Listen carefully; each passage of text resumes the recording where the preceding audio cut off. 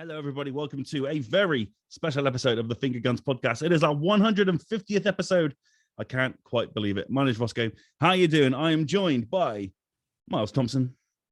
You went for me first. Hello, friend. Hello there. How are we? I'm very well, thank you, sir. How are you? Very good, thank you as well. Very good. I'm going to get to it in a moment, but Star Wars, man. Star Wars. I wonder what your game of the week was, and I had a feeling it was going to be that. I really wonder. It's going to be a real surprise. Oh, it's going to be shocking. Kat. Hello. How are we? Very well, thank you. How are you? I'm very well, thank you.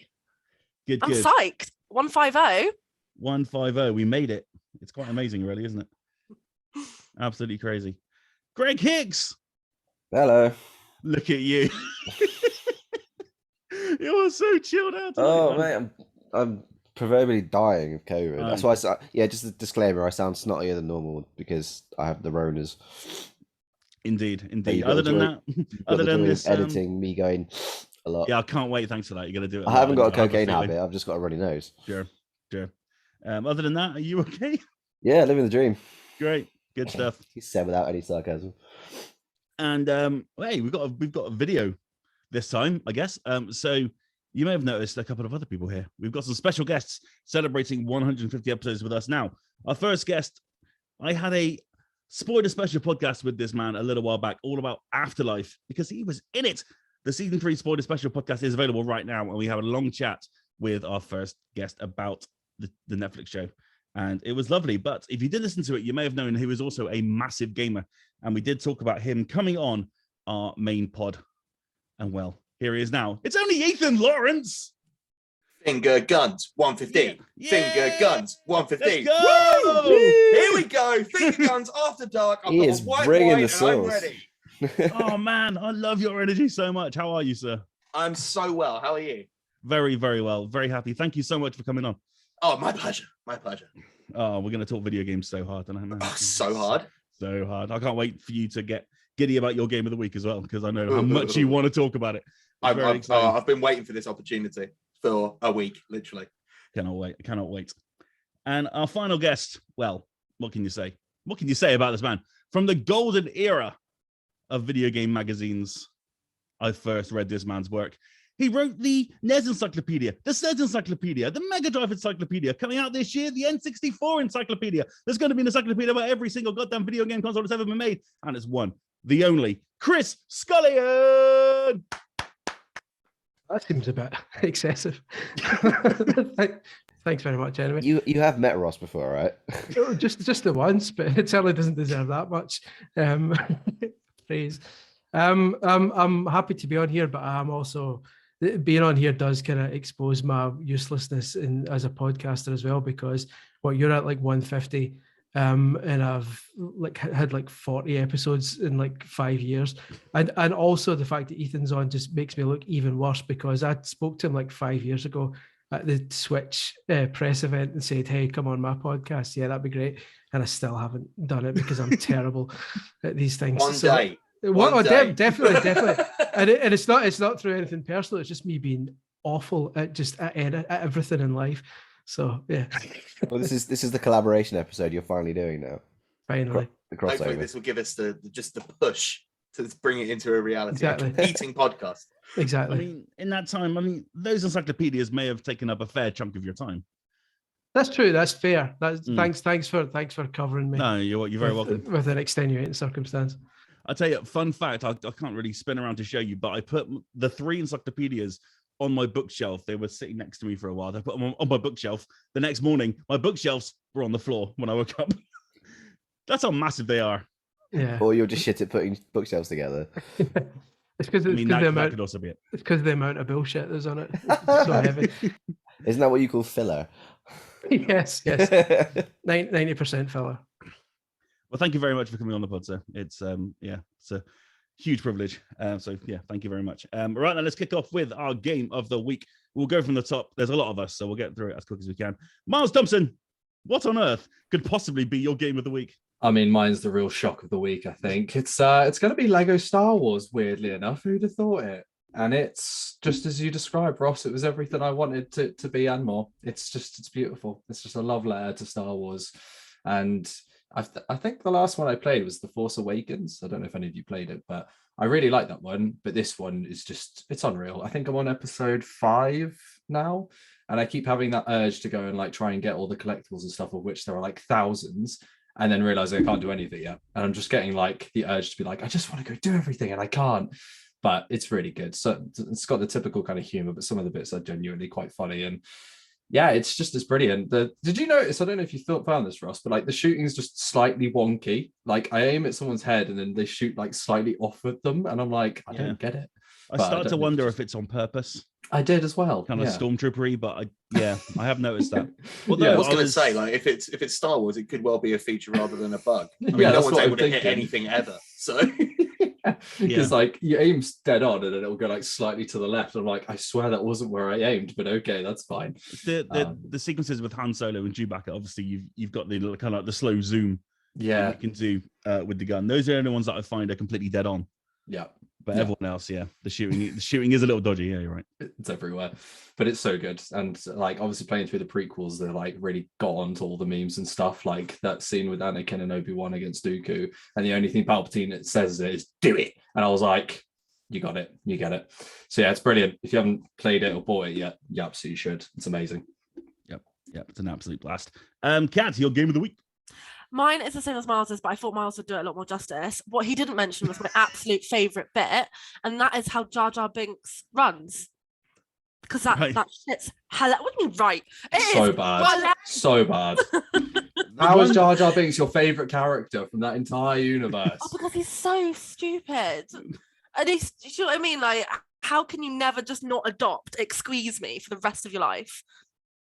Like, I'm telling you, whatever, you might hang your head in shame and that's fine. Okay, I get it. But you cannot say that you did not laugh when he's like running. I'm doing the impression on camera and I would have done it even if it wasn't on camera. But when he's running like this, give me a... The sprint animation is quite something. He like throws his arms back and his ears dangle behind him and he like launches himself forward, but he looks absolutely ridiculous. He just looks like a happy Labrador in the wind. He does. He very much does.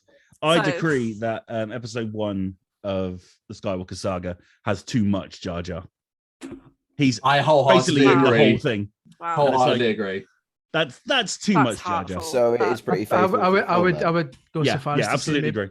I would go so far as to say maybe too much Gungan in general. Like there's a lot of extra dialogue for the Gungans in there, and you would have thought after all this time that maybe somebody would have stepped back and says this is maybe a bit questionable, but they've just doubled down. They're like, no, we're going to properly meet at this. I mean, it's been 24 years. I don't think they're going to change anything now, are they? Maybe their favourite character was Jar Jar. You know, you just don't know. You never know. Yeah, some people like eating mussels. You know, there's weird taste for everyone, I suppose. It's true. Greg, what have you been playing this week, sir? Elden Ring, and I still fucking hate it. I don't hate it. This is controversial. After Toby called me out for not being very good at it, I'm still not very good at it. I really want to get good at it because I can do the other Soulsborne games. I just can't get on with Elden Ring. And I think it's because I'm not going around and like grinding other areas. I'm just assuming it's that normal linear pathway progression thing of Dark Souls and going, I'll just go A to B and I'll kill things along the way and get better. But no, I get a new area and I go, oh, cool. I'm sure I'm at an adequate level. Oh, I'm not an adequate level. I actually rage quit out of it yesterday. Normally you're meant to pause and say like quit out the game to save it, but I actually self-reset my console. I was like, no, fuck it. And then I booted up earlier and it went, oh, you might have not quit out of your game properly last time. And I was like, don't backchat me, game. You and I both know we rage quit out of it. But then when you boot it up, it doesn't show you dying. It's like a little save state. It shows you just being hit and dying, so you can relive the rage over and over again. So yeah, I want to finish that game. I really do, but it is just trying my patience. Oh man, I know. I hoped you were for it. I was so excited for it, and it's just it's me. It's not the game. It's me. But it's not you. It's me. Well, now that I've got COVID and I have to stay indoors, I might actually play a bit more of it. Yeah. Well, to counter that, Ethan Lawrence, what's your game of the week? I feel like the wind's been completely taken out of my sails. Oh no. All right. Okay. I'll try and pretend to be enthusiastic. I'll just do some of that acting that we also. My beholden thing. That would be Elden Ring. Game of the year, nay, of the decade. And I am willing to say that despite only being 17 hours in and having only just beaten the first main story boss. Because unlike my COVID-riddled friend, I have been going around doing all the side shit. I have been going into those dungeons. I have been fighting big dogs made of rock. I have been fighting weird little men trapped inside prisons of the mind. I thought that I would go and do the story stuff. I thought I was going to do it nice and linear, but then I got pounded into the dirt by Margits. So I decided to turn around and fix it. This game is sublime. I love it, the very bones of it, and I just cannot wait to keep playing it, possibly upwards of months. Greg, I am so sorry you're having a bad time with it. But I would highly recommend just having a walk about. That's where the game truly shines for me. Just walking about, you see a guy and you're like, oh, what's going on there? And then suddenly something's happening. It's reactive. It's just, I love this game. I love it to pieces. If anyone's on the fence, listen to Ethan more than me on this one, because he's actually talking positive praise about it. I'm just being salty because I keep dying. We should ask Mars, you've been playing it as well. Have you had a chance to get back into it yet? I played a bit more. I think I'm on about 14 hours so far. Okay. After the first two bosses, I kind of did what Ethan did, because I realized I was slamming it through the story and I was like, this is really hard. And then I went off to the starting area, you can go to the right and there's that pit that opens up. I was like, oh, I'll go sauna down there. Fucking dragon swooped in and killed me. I was like, love this game. And then see, I genuinely laughed when that happened. Because there's that island, isn't there, with all those people on it, and I was scouting it. I was like, right, what's my method of approach? Walk over, dragon comes in and kills you. Is that Kaled on the right? No, it's literally the starting area. There's cliffs to the right, and if you go down, there's a big open area. The lake, yeah. I haven't been down there. No, I did the thing. I walked out at the start and saw the tree sentinel and went, oh, he looks like a level 1 bot. Smash, right? Okay. I finally did merg it. I did merg it, and then I went, oh, I'm gonna go investigate, because then I went to the next bit and got smushed. So I was like, oh, I'll go to the bottom right, well, not bottom right, but right from the starting area, and it's Kaled. Yeah, and I was just like, that's a this looks fun. And like you guys, there's not massive dragons, but there's wyvern style dragons, similar kind of thing. There's one asleep in a lake, and I was like, he hasn't seen me, and it just went, I've seen you. Poof. Yeah. And I was like, I am not strong enough for this area. The lake one's just so good because it's just this group of people praying, and you're like, oh, I wonder what they're praying to. I think there's an item in the middle, so you think, oh, cool, I'll go get whatever that is. It must be good. And then literally, as you saunter up, this dragon just swoops in, just fire breathes everything and kills it, and you're like, huh. Okay. I did a similar thing earlier because someone, you can do the summoning help thing, can't you? Yeah. I managed to. I'm near the Erd tree. It's not a spoiler because that's where you're going, but I'm in the sort of citadel area. And I had someone help me, so obviously he was obviously on New Game Plus or whatever, and I'm just getting all the experience. And then he died, and then I went back to it the other day, and I was just like, oh, cool. I walked into a big hall, and I made that rookie mistake of seeing just an item in the middle of the floor, and went, oh look, there's an item there. Grab, bam. I was like, this giant Arbor Knight landed on me, and I was like, why did I fall for Dark Souls 101? Big open room. Don't pick up the item in the middle. Yeah, guaranteed, 100% every time. That's why I'm sticking to Lego Star Wars this saga from now on. Fair. It's really, really easy. Chris Scullion, what have you been playing this week, sir? Hello. I've been dabbling with multiple things. I've played a bit of Lego Star Wars. I've been reviewing the A500 mini, so a bit of Amiga.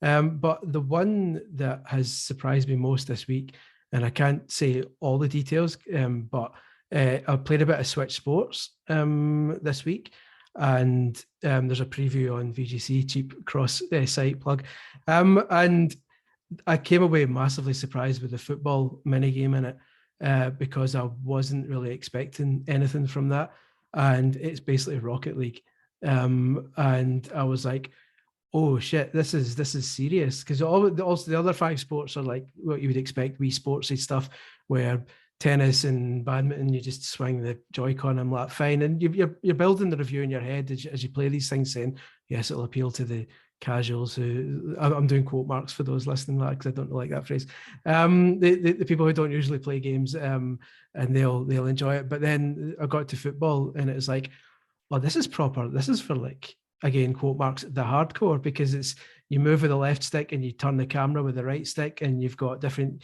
kicking angles. You can do a diving header, which is like the boost jump in Rocket League, and the ball's a big giant beach ball, and the stadium's got a wall like in Rocket League, and it's 4v4, and when you score a goal, the goal explodes, and you can unlock different explosion effects, and it is Rocket League on foot basically, and it's like I came away going, well, suddenly I care a lot more about Switch sports than I did before. I want it.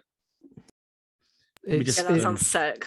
Yeah, I was really surprised. So I think it's going to be the one that, especially because it's got full online multiplayer as well, and apparently every week you can unlock new gear to equip for your character and customize your character and all this kind of stuff. So it's got the potential to be a lot more in depth than I was expecting, just like a throwaway thing like Wii Sports usually is. But it sounds like there's a lot to do, so I'm quite excited.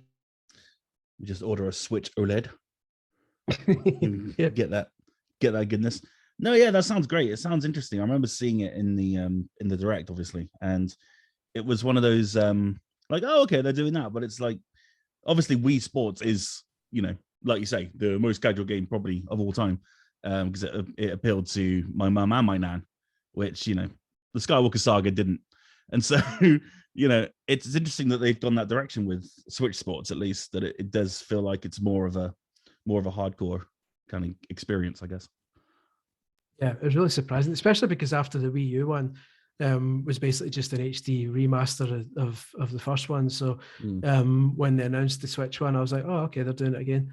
And now when I try it out, you're like, oh, okay, well, maybe they are for the most part, but football is like the dark horse that could really make you go, oh, okay, this is serious. Have you been using the Joy-Con strap thing playing it? Just briefly. I mean, it was only like a preview session I've had with it so far. I'll be reviewing it later in the month. But yeah, you can use the strap for like a penalty shootout thing, where people cross in volleys and you've got to hit the volley and kind of score goals, which is fine. But this kind of 4v4 mode for now is just Joy-Cons only. Yeah, I'm curious to play more with it, because I only spent like 15 minutes with that mode, and I want to properly get into it, because even in those 15 minutes, like I could see the strategies forming. Like I was playing with someone else and they crossed it, like they were able to swing up to cross it across, and then I did the flick both remote Joy-Cons down to do a diving header, and I scored with a diving header. Nice. And then the other team tried to score, and I managed to do a diving header across the goal and block it, and they're like, this is I'm enjoying this. What's going on?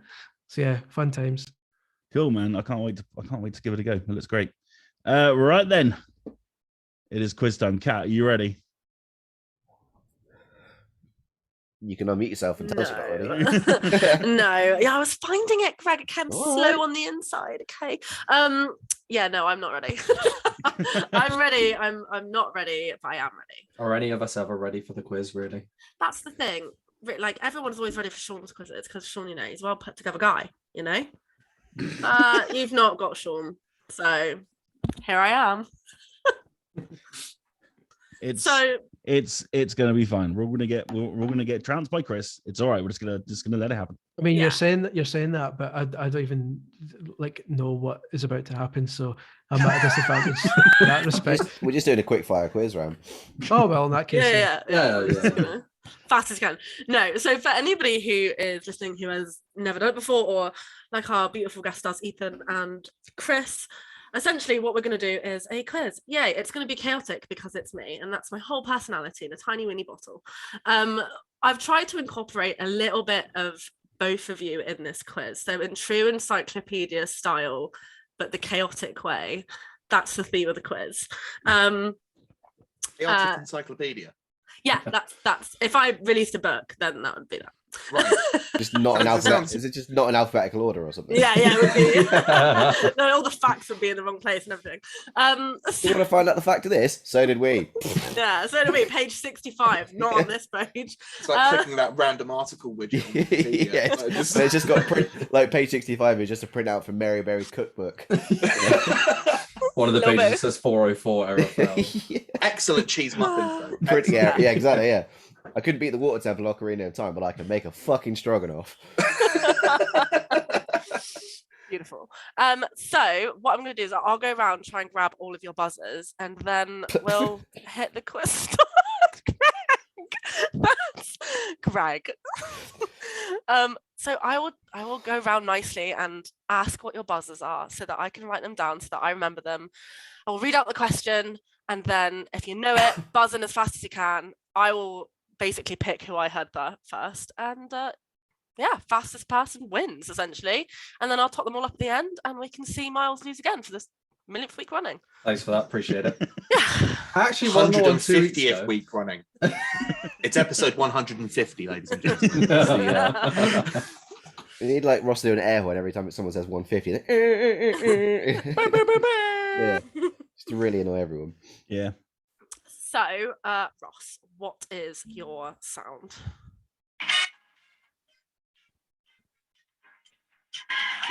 Oh god! Because it's a celebration.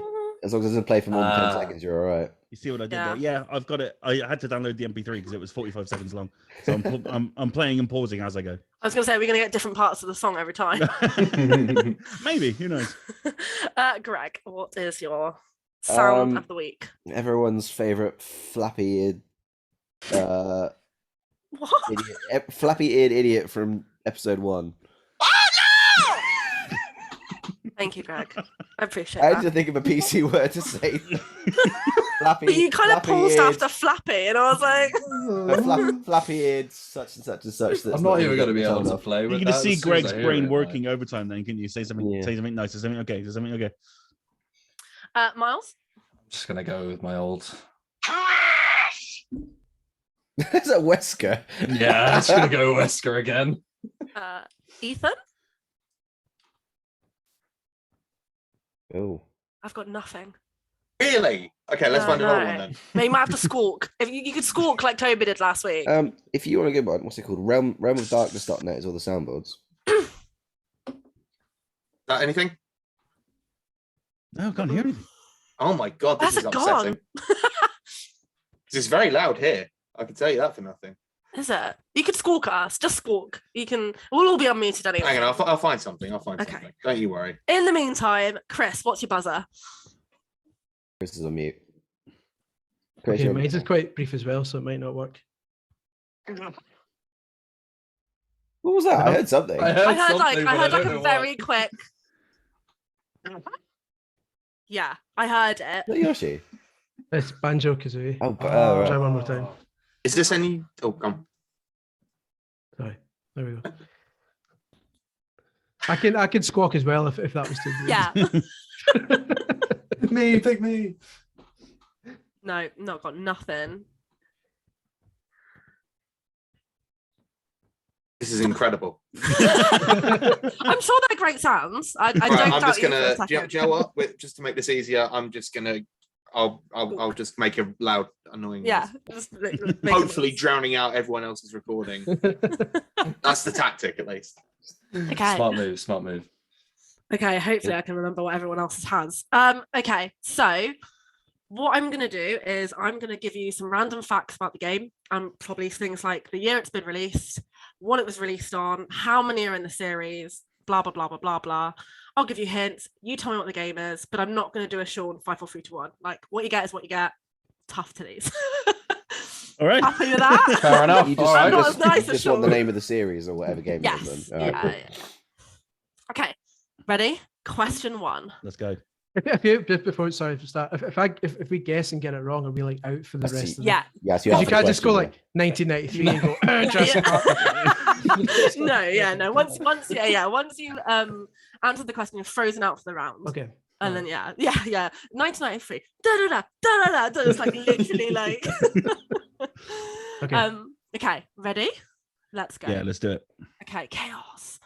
So question 1. This game series was first released in 1991.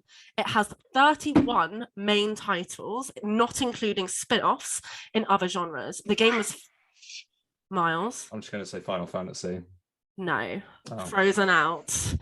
You could at least let me finish the question before you lose really badly. I've got to get ahead, so I was never going to get it, so I had to try. Okay, I will continue the question. Has 31 main titles, not including spin-offs in other genres. The game first released on Sega Genesis, but has been on other platforms such as Game Gear, Xbox, PlayStation, and Nintendo. Whose thing is that? That's That yours, buzzer Greg. is amazing. Yeah, it's it. Greg. Dragon Quest? No. I'm going to repeat some of the hints. 1991, Sega Genesis, Sega, Game Gear, Xbox, PlayStation, Nintendo. Ding. Ethan. FIFA? No. I'm really shocked. That I was love Okay, that. Buzz. Good- Okay, Chris. Surely Sonic the Hedgehog. Yes, well done. There we go. So Sonic was before 91. Mm. Oh, wow, No, okay. Sonic was 91. Yeah, I suppose they just done 30 years of it, haven't they? Yeah, that makes sense. Oh my god, you scared me now. I was like, imagine being fact checked. No, it's, I was just thought Sonic was older than that. God damn it. Okay. So question 2. This game was first released in 1996 and has a total of 76 games, including the spin-off. It is considered the highest grossing video game franchise of all time. Greg. That's not No, me, that's Mars. that's not good. It's Mars. That's Sorry. your boyfriend. That is me. These are Sunday noises. Miles? Grand Theft Auto. No. 76 Grand Theft Auto games. Well, I don't know. There might be loads. I know we've had the spin-offs. 5th one 76 times. Exactly. It's been re-released like 10 times on its own. Who was next? Wait, Hey, you, Greg? Pokemon? Yes, hold on. There I is a thought it was fuck- earlier than 96. I feel like it's been around my entire life. It but- does feel like that, Yeah. If I'm not hearing anyone things, just feel free to squawk as well, because if a lot of noise happens at once, I mute out. Okay, so question 3. First released in 1987 on MSX home computers. The series has many... Metal Gear. Yeah, well There done. we go. Nice. Damn, Daniel. Damn, Damn. Daniel. Question 4. First released in 1996, this game has 12 main series titles, which doesn't include the handheld or... Greg? Resident Evil? No. Ooh. Which doesn't include handheld or mobile games. It has a recognized Guinness World Record attached to it. Ross? Woohoo! GTA. No. His Grand Theft Auto 12 hasn't come out yet. Yeah. Well, there's like Just try. Chinatown Wars, and there's, never mind. Did anyone else buzz in? No. Okay, bonus hint. Katie Price was a model for this at a convention. What? Buzz. Tomb Raider. Chris, yes, well done. Oh. Yeah, you can actually look her up. She was like a model in like. No, a you're okay. convention. Nah, you're That's right. not what the rest is about. Google Katie Price. Question 5. The game has 4 main titles with 16 spin-offs / console titles. It was first released in 2000 and has games compatible with the BlackBerry Mobile. Buzz. Ethan? Crash Bandicoot? Oh, no. Close. You did though. That was a good guess. Greg? 4 of them. Oh, fuck. That was You a need, shout. though, you need Crash. an answer if you get a buzz, man. No. Dead or alive? What anarchy is this? No. Can you repeat it? Sorry, the first part. Yes. The game has 4 main titles with 16 spin-offs / console titles, whatever you want to call it. First released in 2000 and has games even compatible with the BlackBerry Mobile. I have a bonus hint if you want to release the bonus hint. Release the bonus in. Release the bonus hint. Because then everyone's going to buzz it in. The game has its own language. Throw that now. Do do do do. Bow, bow. Ross. Oh, he's stolen it. It's gone. Fuck it. It's gone. I know it now. Oh, I but know it, but I've been At least, frozen out. at least have an answer if you're going to buzz in, yeah? Yeah, I know. Sorry. Would you like the second bonus hint, or was anyone else buzzing No, in? it's just Buzz, but I've been I know frozen what out. it is. Oh, between sorry. Miles. It's between Miles and Chris now.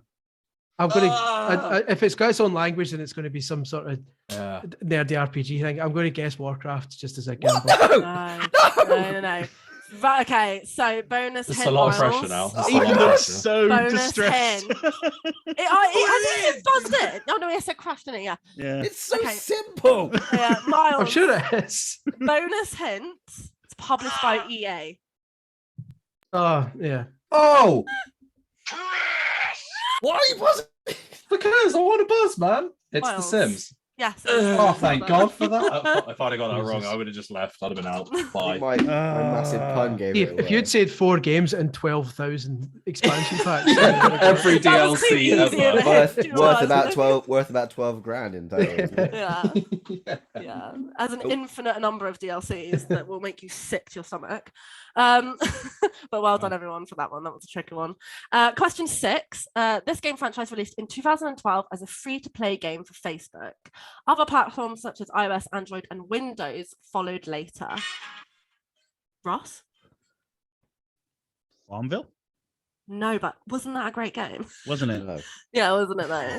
This game has 3 sequels, but has had many games copy its format. Nice. Ooh. Ooh, So Ethan or Miles? Who got You that? go, first? Ethan. You can go, Ethan. Angry Birds? Oh no, good shout though. That was a scoff. You scoffed at me there. Oh. No, I meant You were oh. like, "Ugh, I went no." oh. It was like No, a, only because I wish I'd done an Angry Birds question now. That was a great game. Angry Birds? What are you, some kind of moron? No, it wasn't a scoff. I promise. I promise. I leave the call. Leave. Yeah. I'm not part of this behavior. I will disconnect now. Hey, this guy's on Netflix for his entire life with recorders up his nose. All right, leave him alone. Show some respect. Haven't I suffered enough? Is Miles technically stalling now because he hasn't given his answer yet? No, I'm waiting to go. Sorry, Miles. Is it Plants vs Zombies? No, that's a shout though. Oh, that's a good answer. Though. Yeah. Plants vs Zombies. No. Bloody Shocking. idiot. The fuck do you think you are, Plants vs Zombies? is it just me left? No, I haven't had a go yet. Okay. Okay, do you want me to repeat it? Yeah, please. repeat, have yeah. yeah. So this game franchise released in 2012 as a free play game for Facebook. The only other platforms are iOS, Android, Windows Phone, and Windows 10, which followed later. The game has 3 sequels, but have had many games copy its format. I think I might know what it is now. It's going to be some sort of. No, yeah, Greg. buzz. I don't even buzz. Is it Candy Crush? It is Candy Crush. I was literally just about to say it's going to be some sort of gem shit. Yeah. When you said many things, I was like, hang on, 70 odd Gem titles. shit. Yeah. Yeah, it was because I put in the only platforms. But no, good guesses from everybody, to be fair. Do you know what? I thought everyone would like whitewash me on this quiz. I got to like question 7. I was like, this is too easy. Everyone's gonna be like, what a shit quiz. So I'm glad it's like generating some. Yeah, some we're really stuckness. struggling here. Yeah. This is like University Challenge. Question 7. The first-person shooter series released in 2002, with its latest mark in the franchise in 2021. Consoles include PlayStation, Xbox, and Microsoft Windows. Ross. Rainbow Six. Oh no. Oh, No, it was a crash. It was crash. He was crash. Miles. Far Cry. No. Greg. Call of Duty? No. Oh, didn't realize how early it was. Anyone else? Yeah, a really long shot, but Red Faction. Oh no. That would be impressive though. They were around for a while. I would like. There wasn't a Red Faction last year, though, was there? No, No. I'm just talking shit. Oh, I do love Red Faction, though. It's on you, mate. It's on Can you. I have the I rest know, of the I know. clues? Bring it home. Can I have the rest of the clues, please? The clues are. So I don't The actually- game is called. is that most of its games have a year after the game. Ooh. Oh, First person shooter, you said as well, yeah? Yeah, first person Oh. shooter. yeah, it's really. Released in 2002, but Oh, its God, I latest don't know mark in the this. franchise was a couple of months ago. I do, and I've shot And my it's load too quickly. mostly online. I straight up don't know the answer to this at all. Has everyone had a go? Does everyone have to go? Greg, can you tell me what the answer is and I'll split a point? I want to say it's Battlefield. and it's Battlefield. Yeah. Oh, nice. When you said a year Oh. after every game, and I was like, oh, balls. Nice So one. I got Battlefield 4 in my head, and then I was like, that's not a year. That's not. It was. It was. At one It was a year, long yeah. time ago. I mean, it was, Yeah, yeah, It was okay. a really, really long time ago. But I'm just saying that Running Battlefield Jade wasn't with set in spears. Roman times. I am playing the earliest Battlefield there could be. Oh, You play okay. as a 4-year-old Jesus Christ Yeah. on the killing Who can, fields of who Nazareth. can constantly respawn. Who just literally throws his sandal at people as a weapon. Like, The bayonet charge, just that with a sandal. Just rams him with the cross. Yeah, oh. with the nails. This has gotten blasphemous. Wow, I'm this has sorry. gotten dark. It's like, now we're Yeah. getting mean. Like, we mean no offense. So question 8. Respawn in 72 hours. Greg. Question 8. Buzzers, fingers on buzzers. This game is a spin-off of a bigger franchise that kind of has now become its own franchise.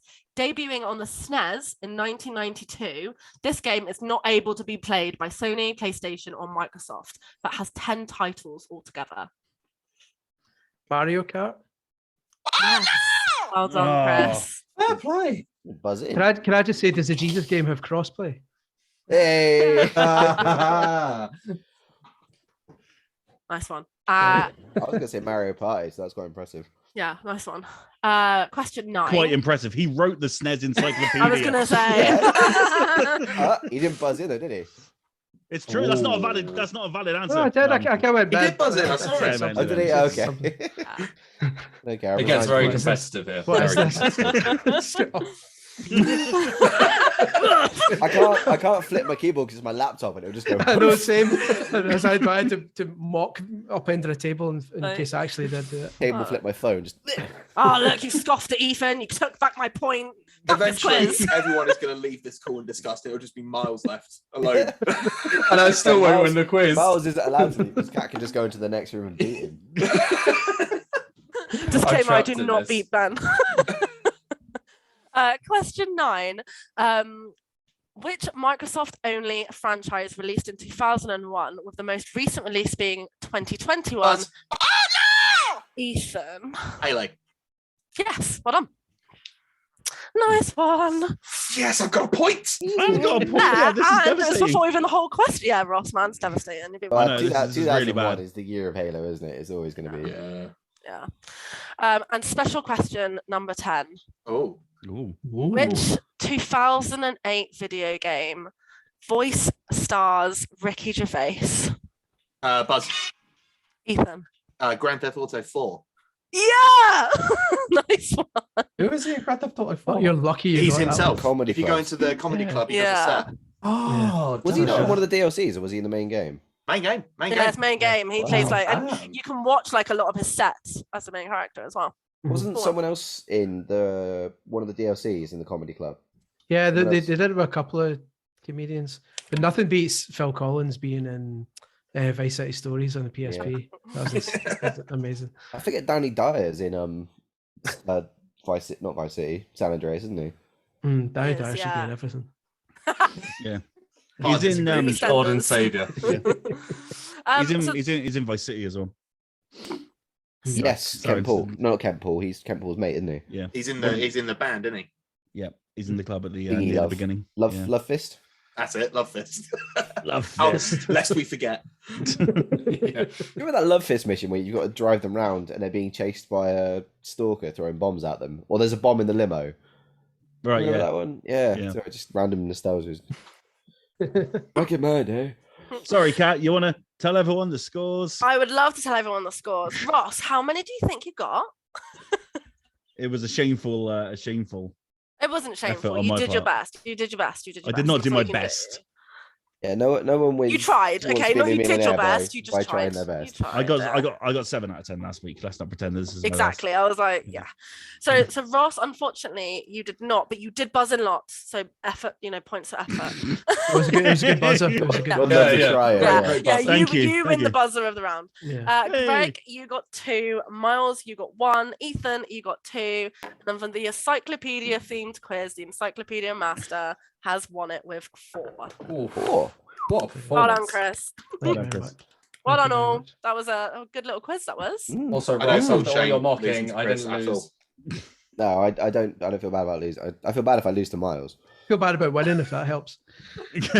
Why? No, Yeah, I was don't. going to say, don't enjoy it. Revel No, in it. enjoy it. Yeah, Enjoy lap it it. up. I can confirm there are no prizes. It's just for fun. I'm sorry I was about going to that. say, get your money's worth, Chris, but he doesn't even pay us. The prize is dignity. You know that you won. Well, thank you very much, Kat. Thank you. You can relax now. She was very stressed about this quiz this week. It was quite funny. Good quiz. It was a strong Because quiz. thank you. It's because Ross was all like special quiz on Twitter, and I was like, no, just the quiz, just my Standard. quiz. Normal Yeah, quiz, Standard just with quiz. more people. yeah. Chaotic cat quiz. Okay, there's nothing special about it, apart from the fact that I'm special. Right, let's get into the news. The news. There's been a few things this week. Obviously, yesterday we had some big news that Kingdom Hearts 4 has entered development and will be coming out very soon. Anybody see it? Anyone got any quick thoughts on the trailer? I dispute it will be coming out very soon. Okay, yeah, sure. It'll probably come out very soon. You're absolutely right about I that. think I reckon we've got a couple of years at How least. long did 3 take? Oh, God. I think maybe 15 years, perhaps. Out of lifetime. And Okay. I When you- managed to when you play can- about an hour of it. When you consider how like old the world is, then in that context, then yeah, it would be quite soon. It's likely to be like It's 5 all years about or something. perspective. Exactly. the, like- the universal context. Yeah, In the terms of- like dinosaurs, in for terms example, of, would be like, yeah. well, that's dinosaurs would be like, that's a fair bit away. In terms of heat death of the universe, we might get Kingdom Hearts 4 before we perish. Hmm. I think I'd rather take perishing, to be honest, because Kingdom Hearts is boring. Well, this Okay, one ma- looks interesting. He's in a real world now. Oh, he's Yeah. in a licensed. He's in New Donk City. He still Yeah, it runs looks that like way, a, doesn't He it? still runs like a cartoon character in a real world, though. It looks even weirder. Is it going to be as disjointed as Mario Odyssey, where Mario goes into like the real world and everyone's Oh, we normal? can live in hope. It's Hope about- so. It's just really weird, isn't it? With Mario Odyssey, it's like, oh look, cute Mario characters. Wait a minute, he's in the real world, so Mario's only 3 foot tall. Huh. Hmm. Well, the Yeah. big rumor is that the trailer shows Endor, a bit isn't of a foot of an at, which potentially means Star Warsy stuff. So, like, if you end up like Pluto and or Donald and Goofy or whoever meeting it? Speed bites or something. like Han Solo, that'd just be ridiculous. Yeah, it's a day one. It's a day one. Absolutely. I think I'm in a minority here. I really enjoyed 3. I thought it was a lot of fun. Yeah, but you like Shenmue, so Hey, don't. Let's not. There's rumors that there's another one coming out this week. I wasn't going to go into it, but I mean, I liked 3, but it's a game that I will almost certainly never play again. what, Oh, yeah, Shenmue or sure. Kingdom Hearts. Unlike 1 and 2, which I kind of have a bit of a soft spot for. What? Yeah. Wait, we're talking about Kingdom Hearts or Shenmue? Kingdom Hearts. See, I was saying on the Slack earlier, I really enjoyed the first 2, and when the second one, when you go to the Tron world, I was in my element because I fucking love Tron. Mm. And then, yeah, when it was like, oh, if you want to carry on the story, you need to buy the PSP and GBA versions, and I just went, no, I don't. Oh, Yeah. you didn't buy Dream Drop Distance. Or 358 over 2 days, and and yes, I know I can get them all now on the collections. I just really don't have enough hours in the day to want to do that.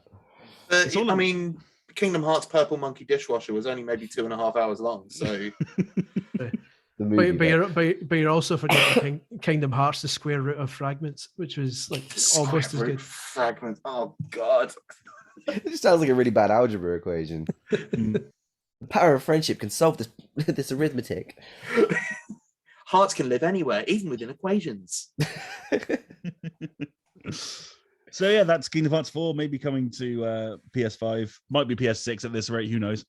Talking to PS5, Ethan, since we last spoke, you've gone next gen. How are you finding this brave new world? I like the PS5 well enough. It is a hideously ugly piece of kit. It's true, but I still don't like the way it looks. Yeah, it you're is- right. Which one did you get? The disc or the digital? Disc. Went for Man. disc in the end because I got it in bundle, and I think they only do the disc ones in bundles, so it was a whole thing. I would have gone for the disc one anyway, but I mean I'm enjoying it well enough. I did Astro's Playroom, which was good fun. I really enjoyed that. I did Ratchet and Clank: A Rift in Time. Lovely. Again, very enjoyable. I had a right laugh with it. And I mean, since then, I won't lie, it's been Elden Ring. Fair. I've just been playing Elden Ring, and I don't know if there's how much substantive difference there is between this and the PS4 version. I imagine the loading times are a little quicker. Yeah, I would imagine so. And perhaps the graphics a little sharper. Mm. But yeah, I like it. I like it well enough. Yeah, I suppose if you're looking for a PS5 exclusive that's Elden Ring-esque, would be Returnal, maybe? Or even Demon Souls, I guess. Yeah, well, yeah, that's probably even better.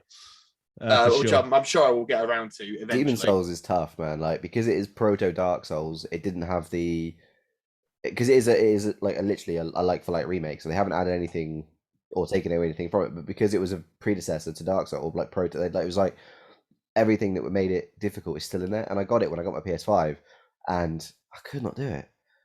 I mean, I'll give it a go. I'll give it a college try. Yeah, exactly. That's the best you can do. It's really good once you get through the first 5 hours. After that, it's okay. But the first 5 hours will literally make you want to hate yourself. I think the real challenge for me that was the lack of bonfires. Yeah. With Dark Souls, they're everywhere, aren't they? Like normally before a boss, but with Demon Souls, because they're hub worlds type things, it's like it's almost like Mario worlds. It's like 1-1, 1-2, stuff like that. But you can have like one bonfire campsite, whatever it's called, and then you'd have to take through about 3 bosses before you get to the next one. Not every time you die, but you are backtracking a hell of a lot. And I just thought, I'm not enjoying this, but it does look amazing though. I mean, like I say, I'll be happy to give it a go. I mean, my Souls journey was bounced off of Dark Souls, bounced off of Bloodborne, made some progress with Dark Souls 3, finished it, then did Bloodborne, then did Dark Souls, and now onto Elden Ring. You haven't touched Sekiro then? Well, I mean, I touched it and then immediately dropped it because it was too hot for my fingers. I was burnt. I don't like it. I was like, no.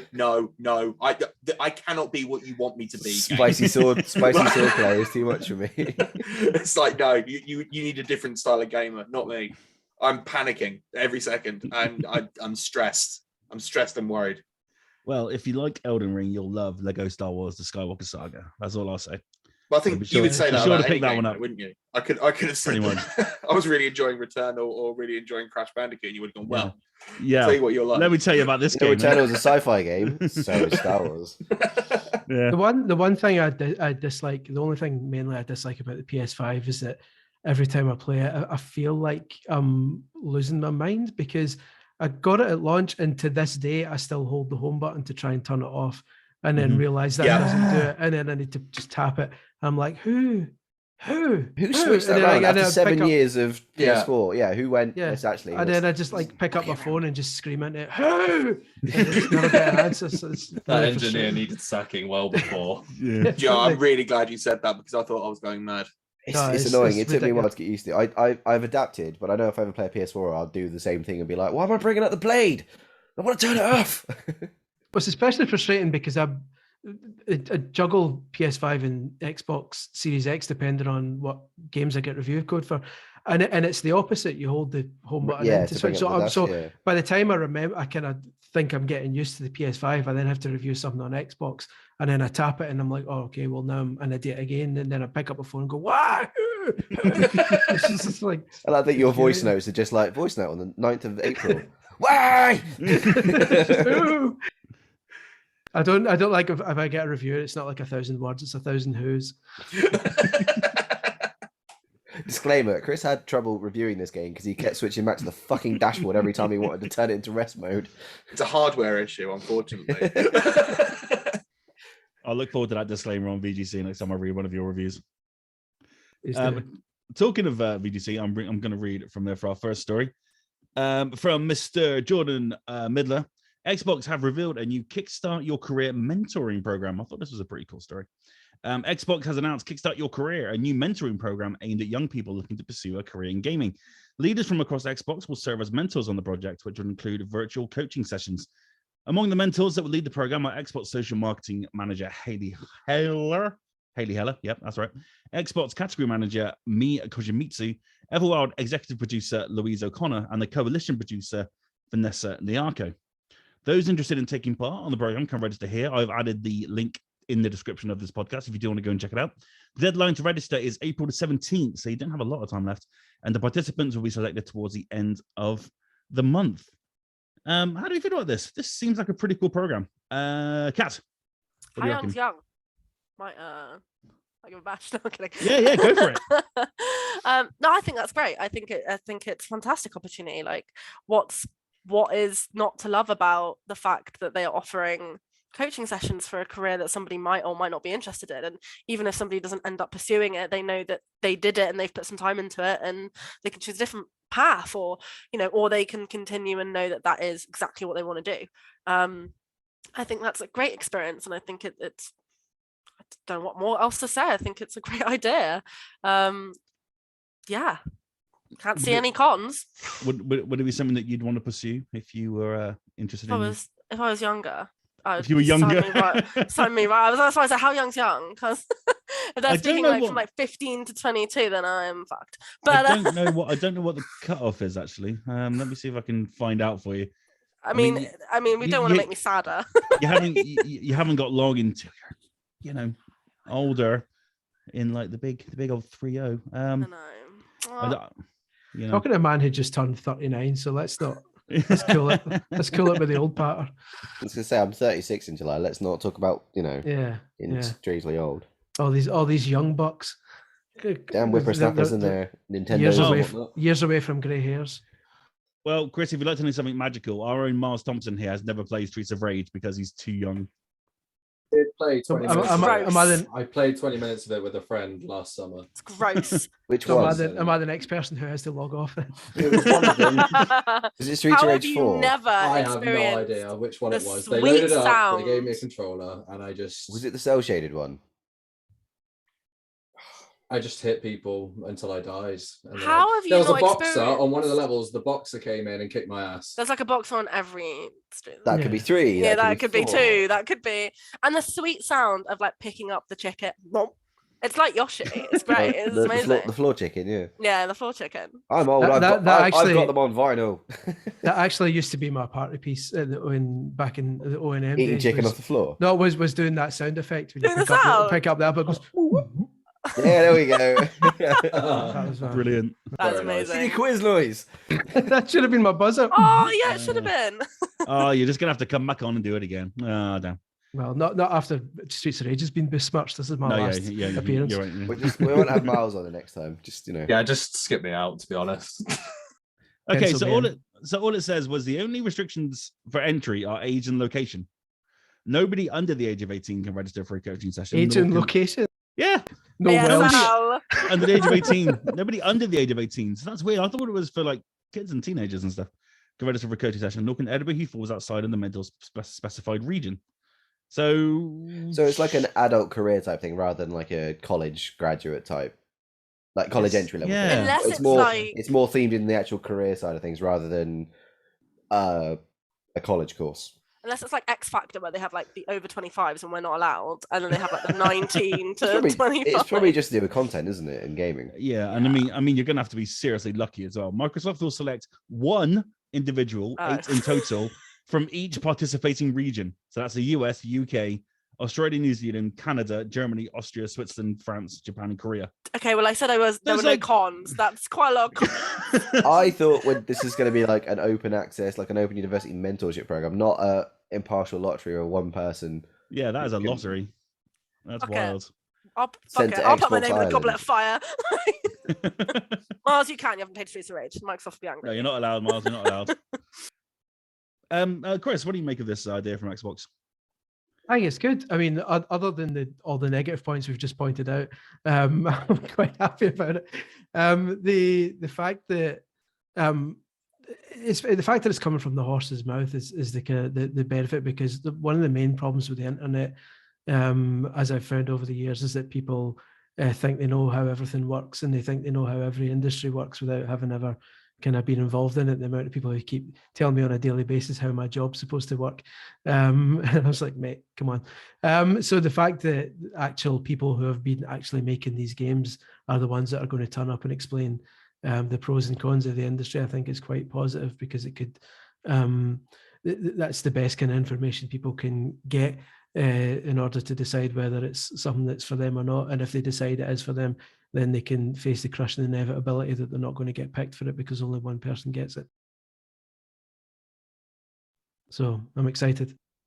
Yeah, there's one person in America that's going to be the luckiest person. out of millions and millions that apply. What a strange idea. Greg, go on.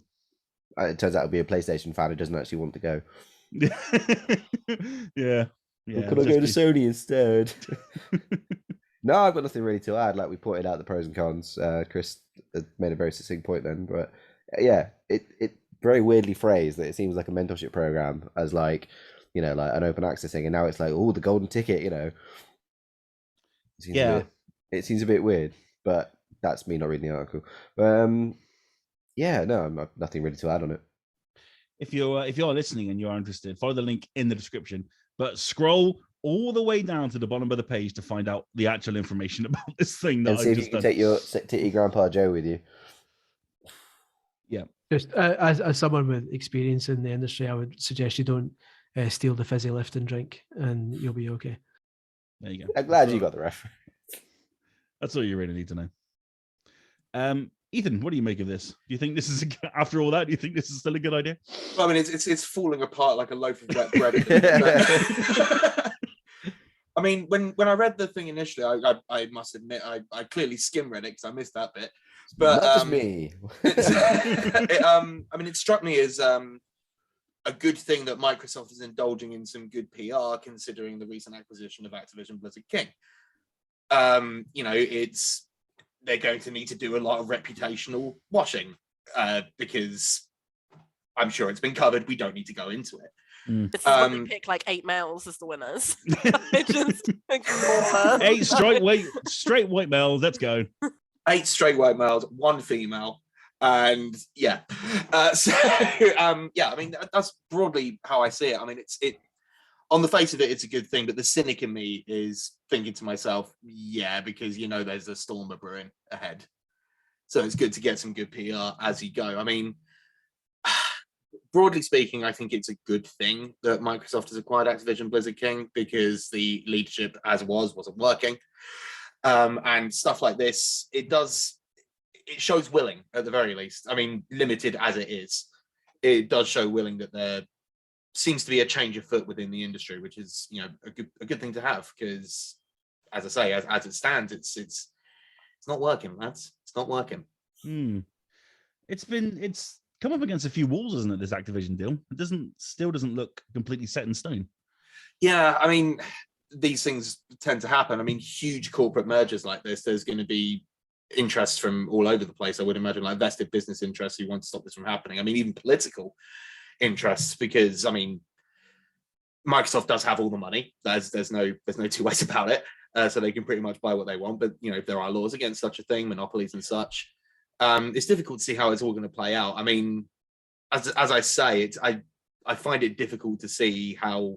I mean, they bought Activision Blizzard King at probably a reasonably good time where their stock prices were tanking. So that's good business, I guess. But yeah, I'm not sure. I really did think this was a good idea, the whole hiring, like bringing people in as sort of like a mentorship program. But it's really come away, isn't it? You're talking yourself out of it. It sounds like we're talking everyone else out of it as well. That's because I was really going into this going, yeah, I've got this great point about reputational laundering, and then the idea was shit. So now it's not even that. It's it's like you just talked to yourself and gone, oh, hang on, what? Oh, yeah. I had bullet points and everything, and it's just all gone out the window. Hence me now just sort of stuttering like a fool. Yeah, I read the fine print then. Sorry, kind of ruined it for everyone. Yeah, That's well, You could possibly want to get involved. I bet you're the type of person who reads all the terms and conditions, aren't you? Yeah. You proper have to square. know. You have to know what you're signing up for. Ethan, Yeah, all 72 pages. Yeah, I love it. I mean, Bandai Namco own my soul every time I rage quit in Elden Ring. 2 more years in the forced labor camp. Oh, crap. I mean, to be fair, it does take Ross at least 6 hours to start any EA game. So there's a trade-off there. Yeah. And always forget my when he sign gets a 10-hour trial, he's just like, I only played 5 minutes, and that's not him being hyperbolic. He's only allowed to play 5 minutes. Because He's 9 read the hours EULA. has been the UELA, like, huh. Not sure if I agree with that. I might get my lawyers to look at that. I just want to make sure EA don't completely own me. That's all. You never know, do you? You've got to be sure about that. They weren't rated like the worst company in the world 2 years in a row for nothing. Yeah, it's true.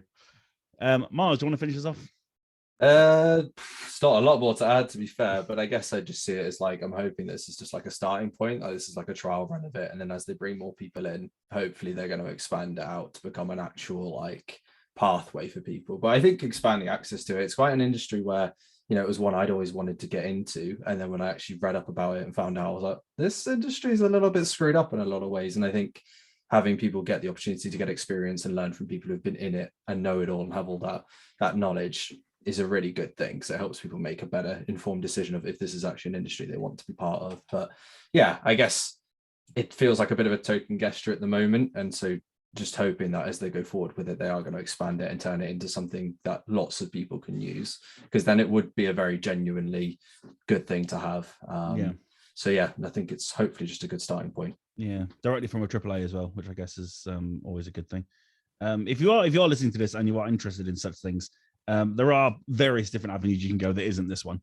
Like UKIE is probably worth looking up as well, because that's essentially their entire thing, is just mentoring, teaching people about the games industry. If you ever go to an exhibition, they're always there. They want to talk to you face to face about this kind of thing. So don't worry, it's not just Xbox picking one person from every country on earth and turning them into Everwild developers. So yeah, still good on Xbox, kind of. I wonder if they just offer like sensitivity training in part of their mentorship. Probably. Yeah. Eventually you'll end up working for a company that were making guns for Warzone. So just be ready for that. How to survive a 17-hour working day making a skin. Remember when you joined Battlegrounds? Remember when you joined Toys for Bob and you thought you were making Spyro 4? and then you end up getting put in the trenches for Call of Duty. You know, like the Simpsons sign that "Don't forget you're here forever." Do you think on the walls of like EA and Activision it says "Don't forget you didn't read the terms and conditions"? You know? I should have scrolled down to the bottom of the page. Right then, let's crack on with some happier news. That's going to make. You say happier news until we get to the end of it and realize that half of us are dead. Like.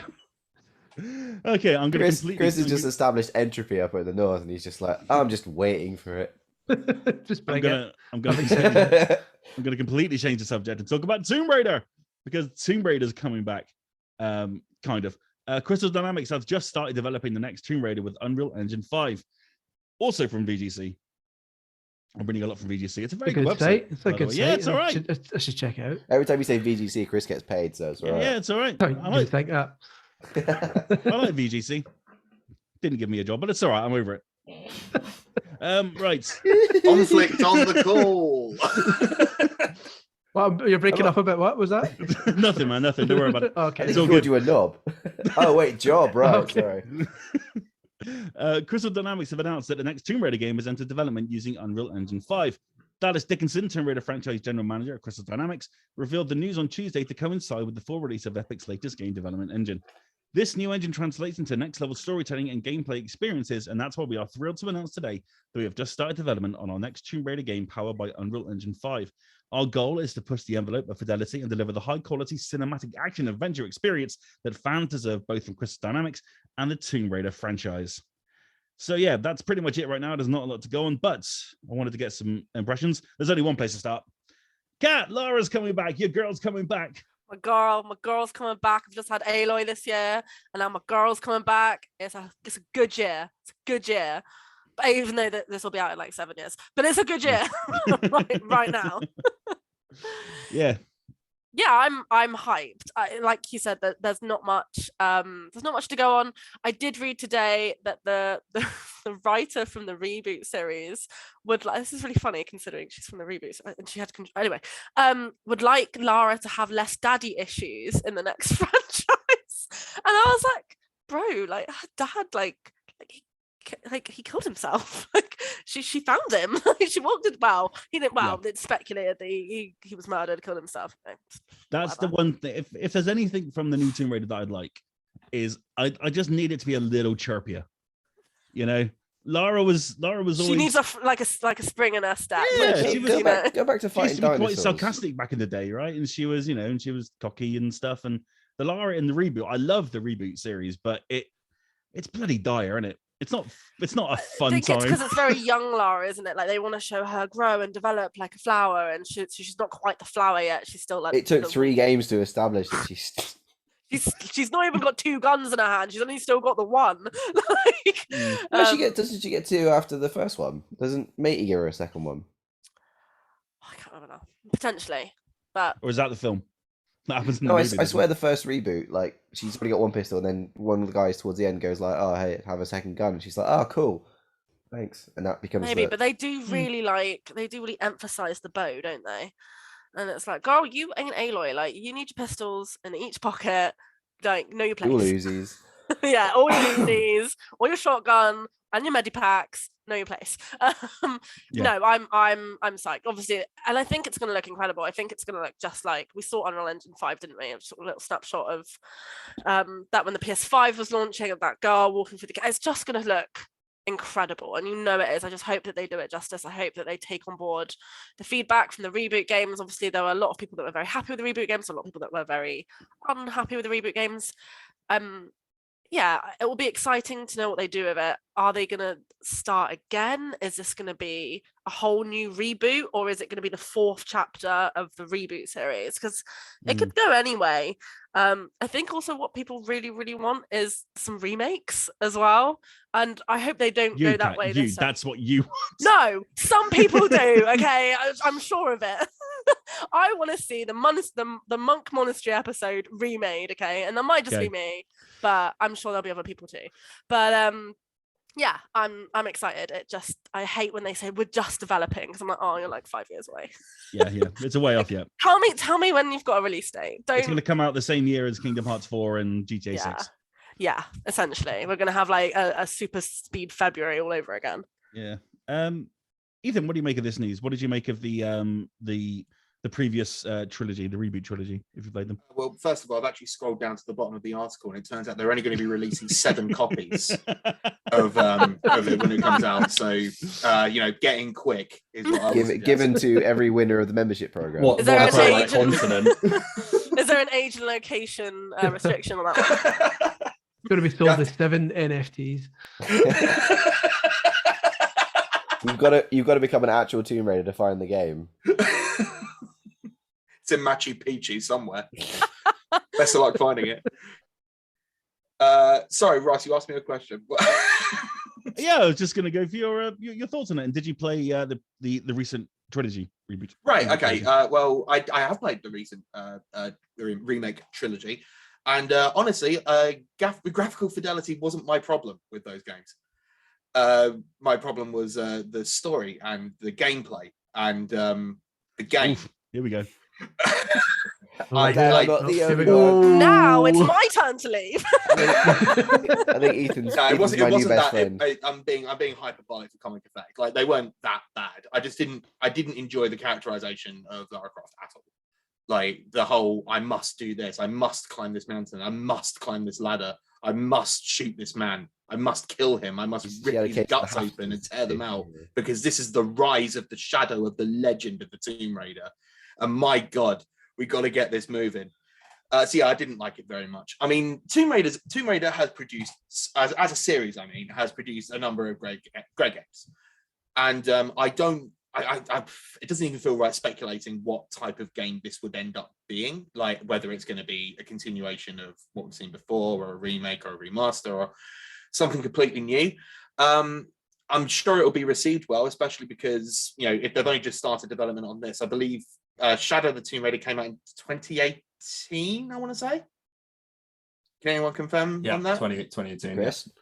Right. So, I mean, we're looking at, easily a gap of 6 or 7 years, which I think potentially is maybe what the series needed. Just, to sit on ice for a bit so that we can all learn to miss it again.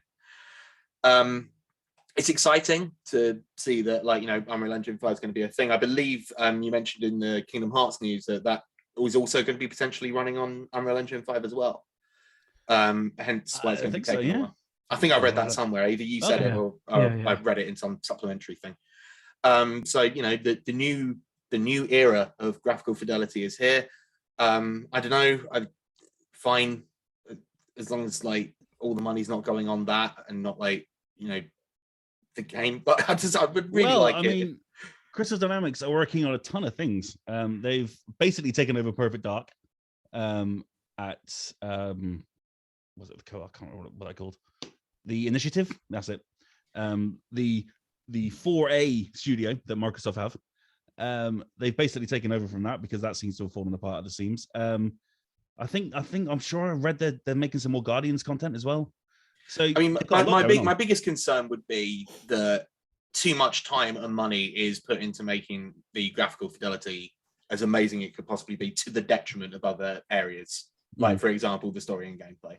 Because at the end of the day, as nice as it is to have beautiful graphics, that's not what I'm playing the game for. If I wanted to see something beautiful, I'd go watch a film or see a painting. You know, maybe that's just me. I mean, graphics are nice, but it's the least important part of the experience for me. Sure. That's fair. But yeah, they seem to be pushing UE5 at the moment because I guess it's the new cool thing to do. It's the new hotness. Did you play? What you can do actually now you have your PS5 is check out the Matrix UE5 demo. I should have a look at that, shouldn't I? That is sick. It is worth a look. It is genuinely. I should also probably go aside, watch the recent Matrix film as well. No, you shouldn't. No, you don't need to do that. Let's No, not go okay, crazy. Okay. Yeah. Yeah, okay. The only recent film I've seen is Jackass Forever, so you know Nice. my cultural touchstones and reference points are hopelessly skewed.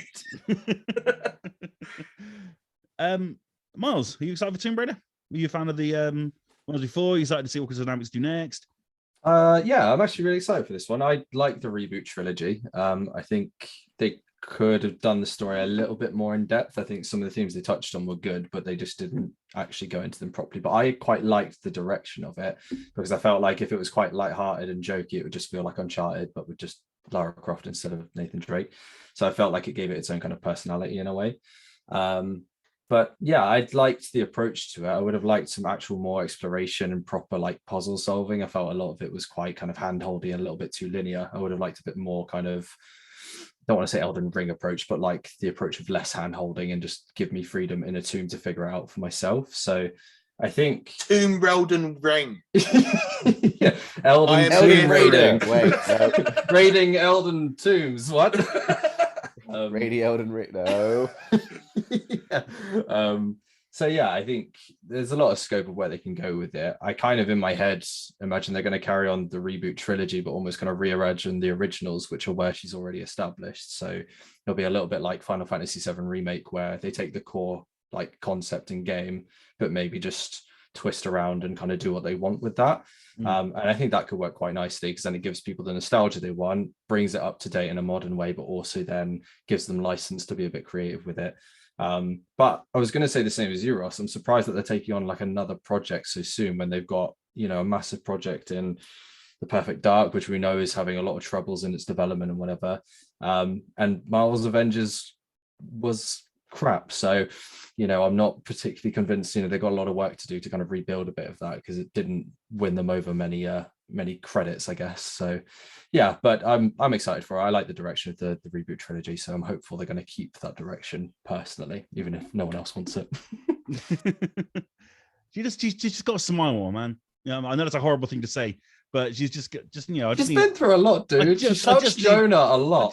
She doesn't have we've to already She doesn't established have that to she's go. Yeah, we've already established that she saw her father die.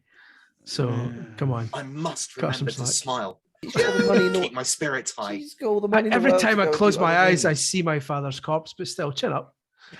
It's all right. I could see it like the objective mark will just be like, Lara, smile, please. And that'll be the Crying whole up. game, is you trying to smile. Well, damn it, I'd like it You know, just like like a they do happy, those- just like a happy game. That's all. You know, like fortune cookies do, like happiness is at the top of the summit. Do you think she's taking that literally, and that's why she's always fucking climbing everything? Like, Lara, it means look inside yourself. Oh, Maybe what I want is a Lego Tomb Raider. I want TT Games to make Tomb Raider. Basically, you just want TC Games to make everything now. I mean, You everything, yeah, everything every we really like. series. Yeah. Yeah, I really want TT Games to make everything. Last of Us 2 confirmed. Lego. Bring it on, bring it on. Chris, how do you feel about Tomb Raider these days? Yeah, that's fine. I like the new reboot trilogy. I agree that it maybe got a bit too moody by the end of it, and by the end I was like, come on, mate, Where's the point where she becomes just like the badass and becomes Sylvester Stallone basically and just wrecks the joint with one-liners?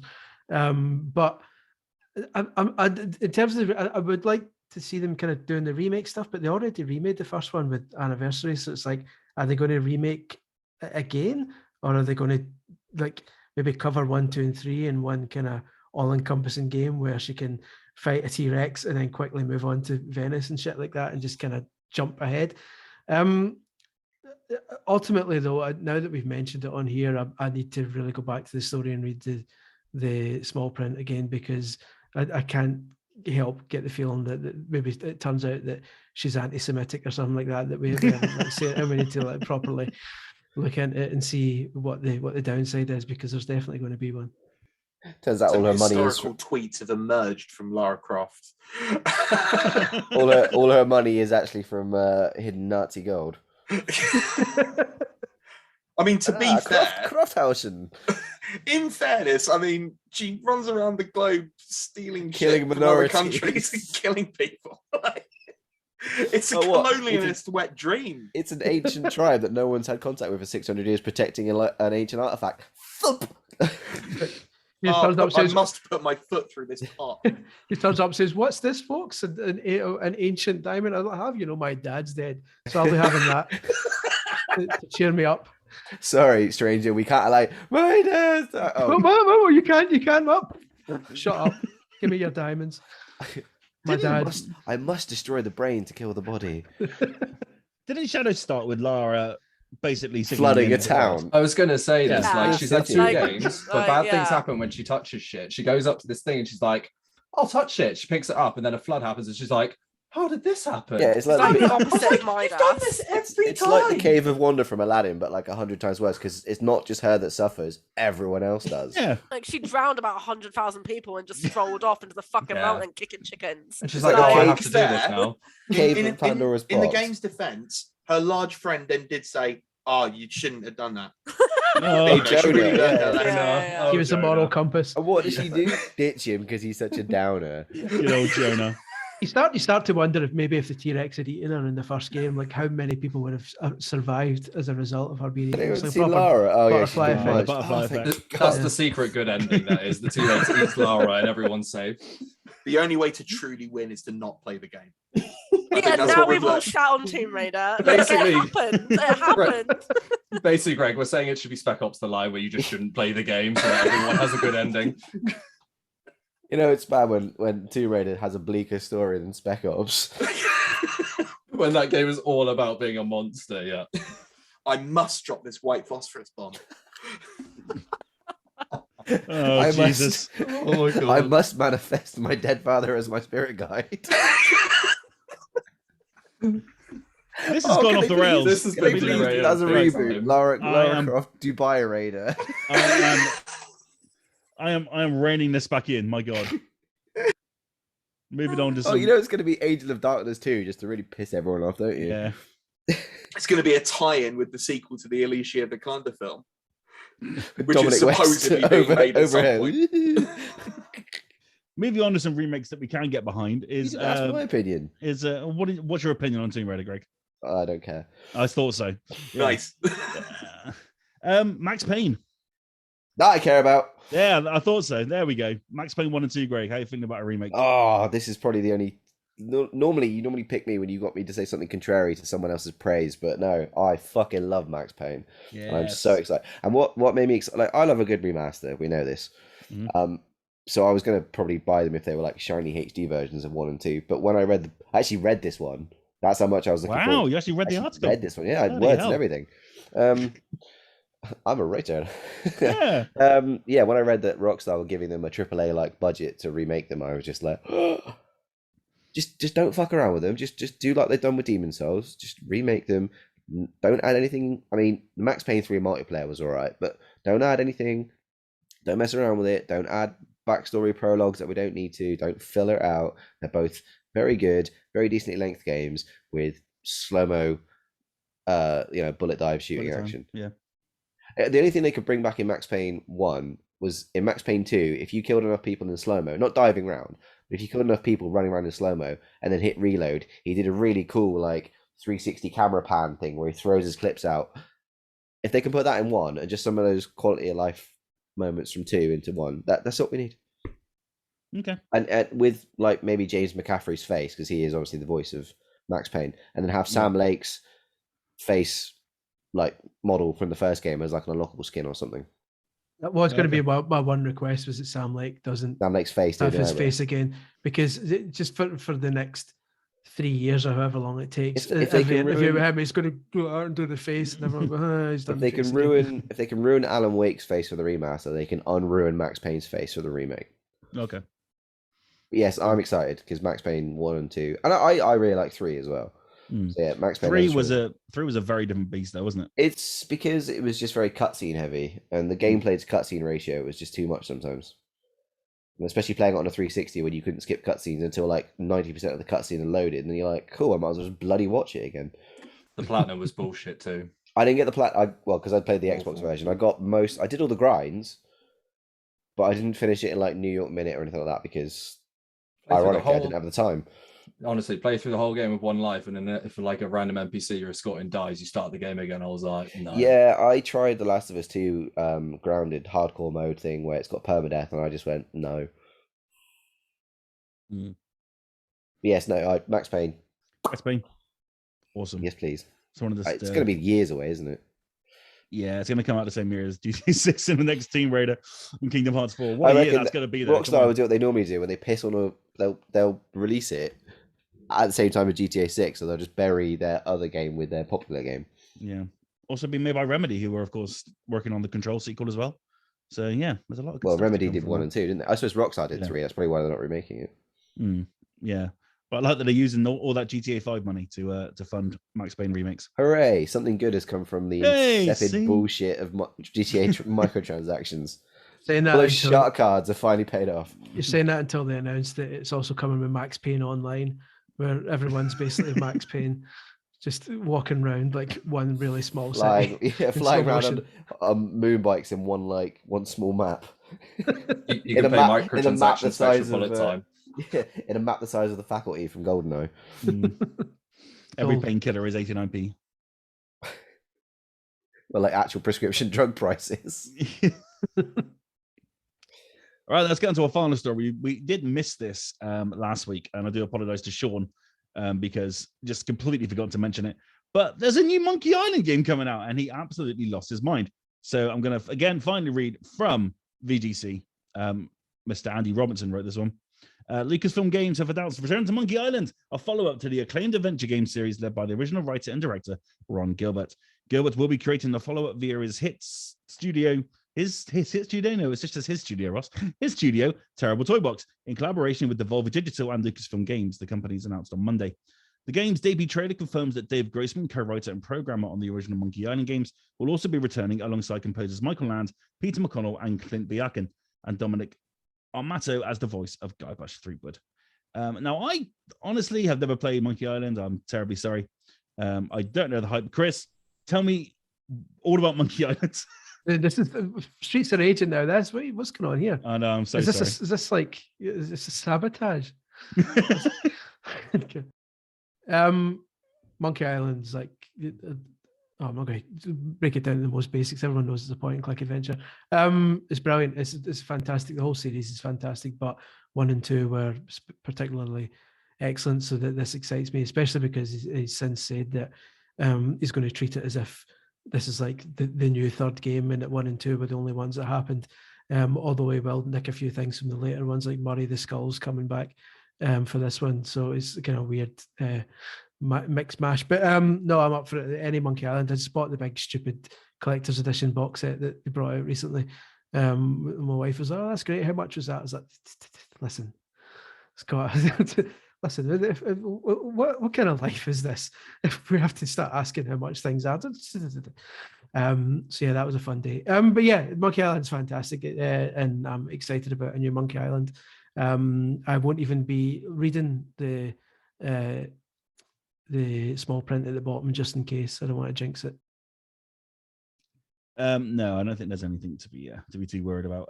There's no systems announced yet, no release date or anything. So we shall see. It does say sometime this year though, so that's quite exciting. I guess it's already been in development for a few years. Ethan, have you played Monkey Island? Are you looking forward to a new one?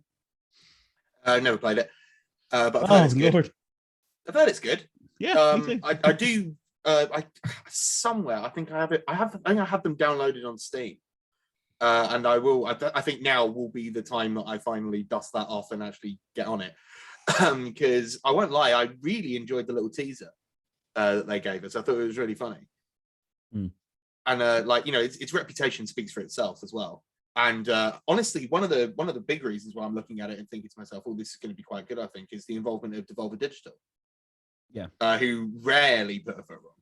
I love those guys, and you know, they've got the kind of sort of the irreverent humor chops, I think, to sort of be able to steer this one into port, if you forgive the nautical pun. This guy. Hey. Yeah, I get it. But it is worth playing for those who haven't. Like, I played through the first one again recently, and you worry about stuff like this when you, especially games that are so heavily narrative driven, that when like 10, 20, 30 years later, you think, does this hold up? But it really is genuinely still like extremely funny. And one of the kind of early missions involves, like, there's no actual like sword fighting in it, but to become a sword fighter, you trade insults instead. So you go around the island, like encountering people and throwing them the lines that you've got, and to try and get the responses. So you build up a library of witty responses to what, so that all the sword fighting is just basically trolling each other.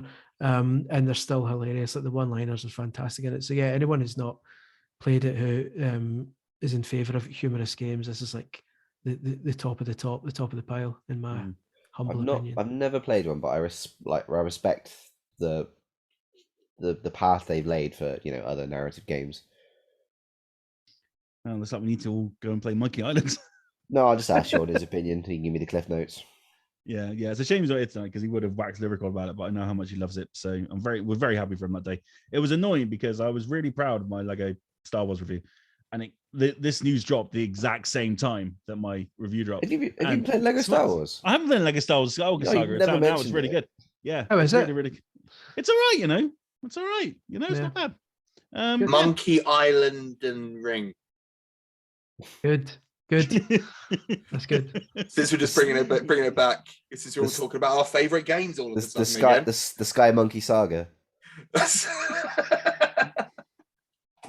Oh, that's just reminded me of Skull Monkeys. That's just a whole different game. Yeah. I mean, Twitter went bonkers when this was announced. So yeah, there's going to be some major hype behind this one.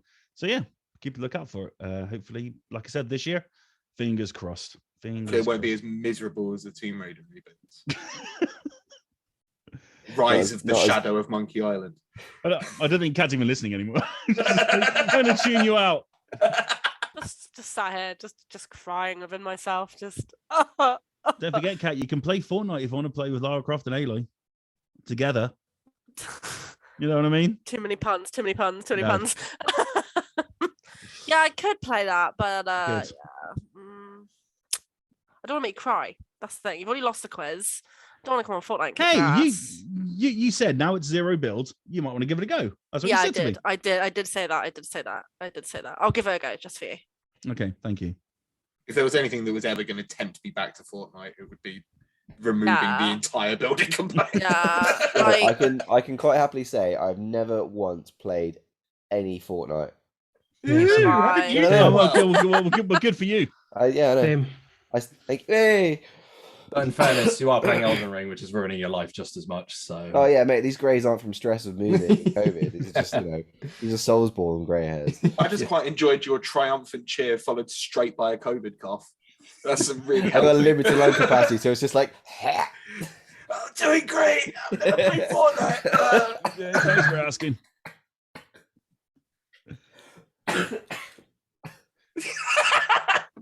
Oh, he's dead. He's fully dead. Oh, it's over. There we go.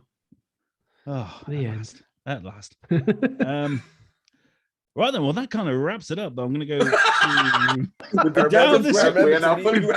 We've got a funeral to plan. Yeah, now Greg is dead. That I remember to mute myself though. No, Greg is dead. This whole series of podcasts can finally end. So thank you very much indeed. Well, you know 150. You got it to 150. I mean, it's one of those landmark. It's one of those landmark events where someone kills themselves on live TV or something. You know, like 150. Bleh. A special episode. Greg's dead. Like, We've What a got way to guests end it. and a death. Yeah. and a special quiz. Yeah. That special quiz, eh? But yeah, I mean, it is 150 episodes, which is kind of crazy. I'll say if you have listened, I know the people that have listened from day one, listened to every episode, and it's absolutely crazy. So thank you very much indeed if you are that person. I love going on to the insights and seeing how people listen to this thing. And yeah, we get people from all over listening to this thing. You have people from Portugal, from Spain, from Zimbabwe, I think was one last week. So you know, it's kind of wild. So thank you very much indeed, and hopefully we'll be back for episode 200 at some point next year. And yeah, it's just awesome. So Congratulations Greg on the won't 150, be. everyone. Yes, Aw. very Thank you. massive congratulations. thank you very much. Thank you. Yeah. Thank you very much indeed. And yeah, thank you guys for coming on. But we're not done quite yet. Let's go to out this week. And out this week, we have Road 96, which is a cracking game coming to PS5 Xbox Series. It's been on the Switch for a little while, and now it's heading to other systems. So don't miss that. Lake was out last week. Why is that on my list? Just another excuse to mention Lake. Lake's out now on PS5. Go play it. It's amazing. Tomorrow sees 13 Sentinels Aegis Rim come to the Switch. You may have heard Toby talk about that in the past. He was a big fan of it when he played it earlier, late last year. So that's hitting Switch soon, so do not miss that. And Cathedral is also coming to PS4 on April the 12th. That looks grand as well. We've got Nobody Saves the World coming on April the 14th. And there's great trailers that I've not played it yet myself, but hearing lots of good things about it. So that's going to be one possibly to keep an eye on. And Tormented Souls also comes to Switch on April the 14th. So it's I guess it's a quieter week of a highlight out there, I'd There's say. also Cat Cafe Manager coming on April Oh, of 14th as well. course. Don't miss that. Cat Cafe Manager's coming out. Yeah. Do we have a release date yet for Kingdom Hearts Soliloquy of Pathos X-1 to the power of Y? April 16th. Oh, Kingdom yeah. Hearts That's a few 50 days. pie. Yeah. Just- Kingdom Hearts Pie. Kingdom Hearts Pie. Yeah, that Kingdom just Pie. sums up the longevity of that series, doesn't it? Yeah, oh man, I can't. April 20th, Glover is coming out on the PC. Ah, Hey, sick. now you're Oh, mate. fucking talking That me. That's is what- sick. Glover. Yeah. Glover and Mr. Domino. They were two great puzzle games. They missed the trick not getting Danny Glover to voice Glover. No, you're absolutely right. You're That would've absolutely been right. fantastic. I assume Glover is one that you revisited for the N64 Encyclopedia. It was indeed. Not as good as I remembered it. Oh. It's good. I was Still gonna say, just- I That's just remember it most being like N64 games, isn't the it? shit. Yeah, like, pretty much. Yeah. How has it been going back to the N64 for the Encyclopedia? Are all those kind of like fond memories still there? Or is it like, oh, this isn't as great as I remember? Like It's Glover. half and half. I despise the controller with a whole new level of rage now.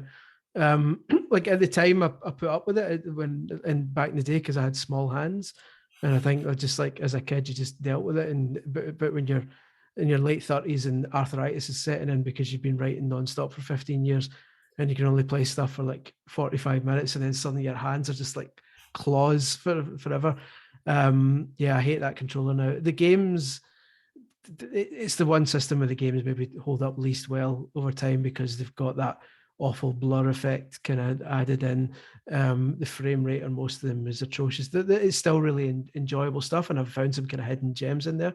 But like some games have like kind of racisty bits in them now they don't really hold up too well, and you're like, oh, okay. And yeah, but now the strange thing is I'm now on the Dreamcast Encyclopedia. And the jump, you appreciate the jump so much more now when you go straight from N64 to VGA quality. Most games are 60 frames a second, and it's just like it makes you appreciate. That was the greatest jump, I think. The greatest jump in generation was from 16-bit to polygonal, and then after that, I think was from PlayStation N64 to Dreamcast. I think that was the biggest jump personally. But yeah, it's still been fun. I'm still enjoying it. I'm not gone quite mad yet. It's crazy when you put out your list of what you're actually going to do. I mean, the PlayStation Encyclopedia. I don't know where you're gonna. PlayStation's going to kill me. PlayStation's the one that's going to make or break the series and then kill me, and I'll just be lying dead, and my daughter will have to take over the rest of the series. But at least I've knocked the hard one out of the way so that she doesn't have to do PlayStation, but that's going to be You just left her all the shovelware games like Yeah, pretty much, 102 Dalmatians and all that kind Yeah. of stuff. because the one after PlayStation is GameCube and Wii U combined. So I'm just like, enjoy, like fill your boots. But yeah, PlayStation is going to take. I've got 2 years to do that one instead of 1 year. Chris, as someone who loves like a fellow spreadsheet, what's your process? Do you have like Spreadsheets? Spreadsheets up the wazoo. Basically, so you start with Wikipedia as a template, but you never stick to it because Wikipedia is woefully wrong. So you start with not. Oh, I know that was the biggest surprise of the whole thing for me, was realizing that Wikipedia is a load of old arse. But yeah, so you start with the spreadsheet, and then you go through loads of different kind of resources and check that the regions are right and the release dates are right, and whether I'm going to put a thing on one site later to go into one detail, giant audit. It's massively nerdy, but Wikipedia. Yeah, there are some people who are interested in the process, and I appreciate that's a minority. So I'll put it on my site later for people who give a shit. I'll read that later. I do give a shit. Thank you. I'm like the Amy Santiago of like, I love it. I'm shit at data, but I'll give it a good go. Well, no, I mean it's fascinating because you're not just like getting the information about each game. You're playing them all again. Every single one. Yeah. So in your house right now, do you have every single N64 game? No, thankfully, the world of piracy has made this. I mean, let's face it. Don't let Nintendo hear you. They'll, we can't pass around here. I mean, let's face it. The only way a book like this is possible is via kind of archived stuff, archived games and stuff like that, and because otherwise it would just be. And I will always make a point of at least playing on original hardware, because I don't trust. Even to this day, I don't trust emulation, the quality of it. So for the PlayStation 1, I've already got like a SD card put in it and all this kind of stuff. It's the only way to do it, which isn't ideal, but it's either that or go bankrupt, right? And the thing, because the PlayStation 1's like 1,700 games. I was gonna say, how much do you want to pay for a copy of Suikoden 2? Because exactly. It's that times however much. So CEX, my CEX back in my hometown before I moved, they had a copy of Suikoden 1 without a manual. No, it had the manual, but it had no front cover, so it was the manual acting as a front cover. 135 quid. Unbelievable. And I used to own those. I have a copy of Mega Man 8 on the PlayStation 1 that you can have for free. Lovely. Well, I wish I'd known that before I swapped this drive out for an SD card reader. Toby's got some good vintage PS1 games. I'm kind of jealous because I'm rebuilding my collection. But yeah, Toby's got like Tomby 1 and 2 and stuff like that. That's my biggest regret, was I sold my Mega CD back in the day when I was a kid. Oh, don't talk about... And I had Snatcher on the Mega CD, and now I don't. No, my PS1 collection, about 10 years ago, I had like both the Suikodens, Breath of Fires, all that kind of stuff. I had loads of imports as well, like Chrono Cross, Xenogears, loads, and I had a bit of financial strife, and I sold them all as a bundle, not separately, as a bundle to some guy in the ROI, so I lost out so much money on what I could have sold them individually, but I was... Well, Chris, speaking as a fan of your work, I would say that the thing I'm most looking forward to in the PlayStation Bible is very much what you make of Bishi Bashi Special. Bishi Bashi is sensational, a sensational game. I still have a copy. It is a mainstay. I love the dance, the hair one. Oh yeah, that used to be a routine back in the Future Publishing days, that the Trocadero in London used to have a Bishi Bashi machine, and every week we'd go and get something to eat, and then we'd go to Trocadero and absolutely destroy that Bishi Bashi machine, because it's amazing on the PlayStation, but there's nothing like having the big massive buttons and going absolutely battering it. Do you know what I played a few weeks back? I've never seen one in the wild, but there's a computer science museum here in Cambridge, and they run like a retro night every few months, and they had a Beatmania console. Which is like I suppose in layman's terms, it's a precursor to DJ Hero if you want to get basic. But yeah, I was loving it. But they had two controllers, and one of them, the actual, what's it called, turntable-y bit, wasn't working very well on the second one. So the first one was great, and the second one was just, it was like an N64 controller that had been sat in someone's like dusty attic. It was just grinding away. But yeah, I've never played one before. It was great fun. Yeah, it's awesome. But yeah.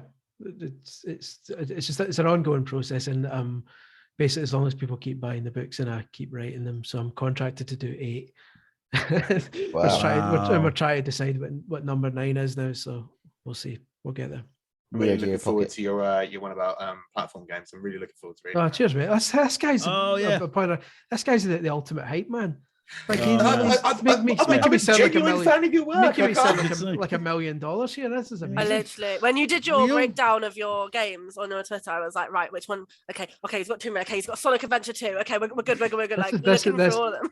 This is one hell of a boost to the It old is, ego yeah. here. Nah, I I'm can't wait for loving the it. platform one. It'll be. Thank you.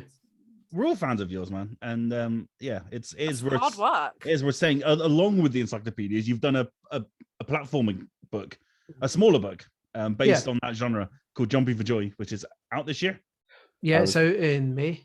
Oh, I was gonna make a joke I'm about. getting a signed copy. Yeah, I'll get a good signed you. copy, I know. I was gonna make a joke about do you have to read it from left to right like platformers do, but then we read Nice. left to right anyway, so it doesn't really work. The thought was there. I appreciate That's why I work as a writer and not as a stand-up, because then I can write stuff down and go, that doesn't make sense. Delete. Is that one that's going to have some expansion packs going forward when more platformers get released? No. No. That one will be... Hard no on that. I'm already annoyed because it's already out of date, because I submitted it a couple of months back, and because of the way the world is just now, there's really long lead times on books just now. So like the N64 Encyclopedia is out in September, and I have to submit the final PDF this week for it to come out in September. That's how long the kind of lead time is for it. So we submitted Jumping for Joy a few months back, and then like a week after, they announced the new Sonic game's name. It was like Sonic Frontier. Frontiers, yeah. But at the time when they first announced it, the press release had called it something different, like Sonic Rangers or Sonic Ranger. So the book says, oh, it doesn't have a name yet, but it will likely be Sonic Ranger, because that's what does not look like an absolute fanny, and it's not even out yet. So that's fun.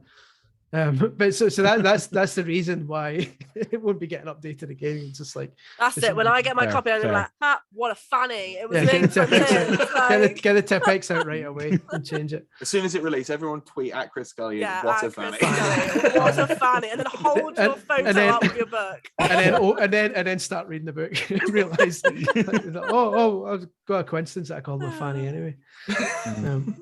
Yeah. So I think what we can all take from this episode 150 is that I'm a fanny. There's the caption right there, sorted. Aren't we all, Chris? Lara Croft, also a fanny. You know, Yes. everyone's a fanny. Yep. There we go. True. Fannies for all. I must catalogue every PlayStation game. I must be a fanny. Like, yeah. I must Maybe- review shovelware. It's my life. Listen, not. So I'm in danger of extending the length of this podcast. I don't want to take up any more time. I know you were trying to wrap up like 4 hours ago. No, it's fine. But yeah, nothing beats reviewing a bad game. I hate reviewing good games. We had this boring. conversation a while back on the cast. When you get a good game that you enjoy, you want to recommend it. But when you get like a middle road game, it's like, when it's a bad game, you do your best just to be like, this game isn't just shit. It's, like 3 pages of shite. Because It's the- unless it's Oh. Breath of the Wild, it's harder to review a good game, like an 8 out of 10 game, because you're just like, it's good, this bit's satisfying, this is fun. And then, middle of the road game is better because you can point out some of the flaws, say this bit's good, this bit's blah, blah. But when it's dog shit, like those are the ones that It's terrible, are more fun yeah. to read, more fun to write and more fun to read, because it's like those are the ones that from my past reading old magazines, those are the reviews that stick in my mind, and they're the ones that people still bring up to me, like my wheel spin review where I gave it like 8% or something like that on the Wii. Those are the reviews that stick in people's minds because they were the ones that were most entertaining. So yeah, that's one of the reasons I love these. Yeah, it's one of the reasons I love these encyclopedias as well, because everyone talks about the great games, but nobody really goes into like this PlayStation one. I'm looking at it. There's some utter shite that I'm going to the first Spec Ops game on there. Yeah. Oh, yeah. And all these fake Did you kind know? of. Did you? I mean, you probably do know this because you'll cover it as well. But Spec Ops, is it Ranger something or other? There was a programming issue where the easy difficulty option was the hard one, and vice versa. So people playing on easy were going, "This game is impossible," and people that started it on hard were going, "I must be a fucking pro." I don't know what the problem is. Yeah. Yeah. That's amazing. But there's so many like fake. There's a range of kind of fake animated cartoon games brought out for it. Like there's one called Lion and the King, which is like a fake I remember Lion those. King. They had like a yellow gold label logo. Yeah. Type thing, yeah. And so there's like 10 of those that I'm going to have to do. Many dogs. There's a company called Lightspeed in America who just specialize in educational games for schools. Oh, no. And there's like 70 of those. So they're all going to have to be covered. So I'm You're not doing the Lord's work. not Obviously cutting 3D. corners. Boy. so yeah, we'll see. Not cutting corners, but it's going to be an enormous book. We're looking at like 550, 600 pages. Damn. Oh God. So yeah, fun. I see you're Sorry. avoiding. You're bypassing the Wii, I suppose, for obvious reasons. The Wii's on my to-do list, but That's gonna be the legacy edition. you yeah, know? it's more just like because in my mind I've got 1 year books and 2 year books, and the Mhm. Wii's definitely a 2 year book, and it's building up a readership for the books to the Yeah. point that people will just buy any old shit. Because that's your, because like Isn't that the that's- motto for like most of the Wii games anyway? People just buy Yeah. any old shit. Well, the Wii's the one I'm actually most excited to write because number one, I it'll was be gonna the say, 'cause easiest. that's you kind of retreading your own M Yeah. days, isn't it? So it'll Yeah. be the easiest one to write because I'm most familiar with most of the games on it, and also it's got the most shit on it. And the shit ones are the fun ones to write about. So that'll be like a fun 2 years. It's just where we're going to fit that in down the line, like before I die. Yeah. Like, And it's 'cause there's years to there's like a lifespan to think about as well. Like I'm contracted up to like 44, 45, and then like there's still so many things to do. I'm going to be fucked. And you also have a full-time job as well. Let's not forget. Oh yeah, there's that. that. There's the job. There's the Yeah. the whole kid thing. Yeah. Like having a kid sometimes comes into it occasionally. Mhm. But yeah. I love the forget jacket. by the way. sometimes, It's and you walk in the nice. house like, oh God, yes, Yeah. you're Oh, I mine. remember you. Yeah. That's right. Oh, That's yes, right. you You're here. exist. Kid is that? Oh wait, no, mine. Yeah. Have you? I'm I not your said- dad. in a Oh wait, while. yes I am. Yeah. I want to say it's Susan or something. Yeah, but hopefully she'll get to the age where she can help out and she can write half it, and I can just sit with my feet up and say, right, your challenge today is to play Checkers Party Quiz on the Wii. Get on it. Um, You're playing the lad game on the PS2. And I want 500 word copy by 6 p.m. yeah. Take a note out of Lara Croft's book and cheer up, love. Yeah, I haven't died yet. Yeah. Yeah, exactly. That's the problem. She can't deliver Lara Croft's story until I die. So hopefully that won't last for a while. Well, on that bombshell. Actually, something else I wanted to add. Okay, no, bring it on, Ethan. Go for it. No, I'm done. Please bring something up because I don't want the last note of this podcast to be me wishing I don't die soon. That's just Well, I'm tragic. gonna go after this. I'm gonna play some Elden Ring, where I will die a lot anyway. So it takes the focus off of your one death. Thanks. Yeah. And I've got to somehow edit this thing. I've been spurned. Into I've a been spurned cohesive on by audio podcast. Ethan's positivity about Elden Ring to give just one more go. Double Give the old back. college try. Double back. Have a look about. All right. I promise that the thing will click for you. And if I it feel doesn't like- click for you, then maybe the game just was Yeah, never just- for you anyway. Just get out of Caelid. Caelid is a bad time. It's no. I still prefer Sekiro to Elden Ring now. That's the thing. I want that Yeah. combat back, but oh well. Ross has got to do some editing, so we'll stop talking. Yeah. It's all good. Well, yeah, let's call it there. Wow, what an episode that was. 150. I think we did our 150 episode justice. I think. I might have to do it again. It's It should be 150 fun. minutes long, so that's Yeah, Is it is. It is just about, Yeah, isn't no, it? yeah. Yeah. That was Thank deliberate. you all very much indeed for listening. Don't forget, if you do want to follow us, you can follow us absolutely everywhere. Just go to the link tree in the description below to find us in all the places. If you want to follow us on Twitter, you can do that at FNGRGNS. If you want to follow us individually, you can do that also. Just find our handles in the description below, except for Miles, of course, who's smart and not on Twitter. If you really like what we do, why not follow our Patreon for $1 a month? That works out at like 73 pence or something. You can keep this podcast live on its various podcast hosting services and keep the website looking nice and shiny. But for episode 150, that is it. Thank you all very much indeed for listening, and do continue listening because we love doing this every single week and we just want to keep doing it. So as long as you listen, we will keep going. But until then, it is goodbye from Kat. Bye all. I just want to say also a massive, massive thank you to Ethan and Chris who've been here because it has been a blast. So thank you for making 150 so special. Bye everybody. TTFN. Oh God, there it is. Goodbye from Mr. Miles Thompson. Why'd you have to cut to me? It had And to. I'm laughing. Yes, thank you both for coming along. It's been a blast. And yeah, farewell. Goodbye from Mr. Grey Kicks.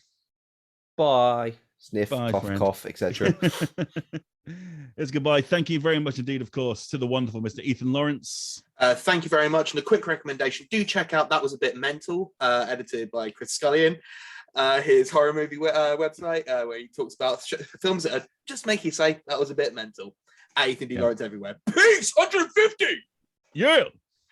And of course, a goodbye to the writer of the NES Encyclopedia, the SNES Encyclopedia, the N64 Encyclopedia, VGC writer. He wrote for O&M, and now, of course, he writes Jumping for Joy, the platformer, and he writes on Tidal at hack.com. And also, That Was a Bit Mental. Thank you to the one and only Mr. Chris Scullion. Thank you very much. Can I recommend Afterlife? It's a very good watch. I should add. No, just go read That Was a Bit Mental. Saves time.